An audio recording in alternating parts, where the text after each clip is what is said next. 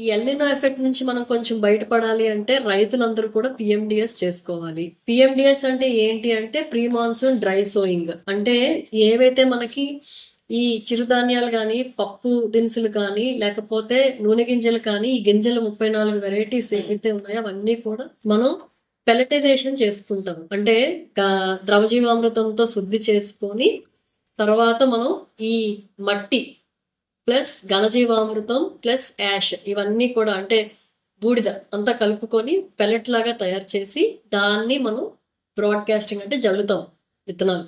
అవి ఎప్పుడైనా సరే ఒక 2-3 నెలలు 4 నెలల వరకు ఎప్పుడైతే వర్షం పడదో అప్పటి వరకు అది అలాగే ఉంటుంది. సో వర్షం ఎప్పుడైనా పడింది అంటే ఆ వర్షానికి ఇవి మొలకెత్తుతాయి.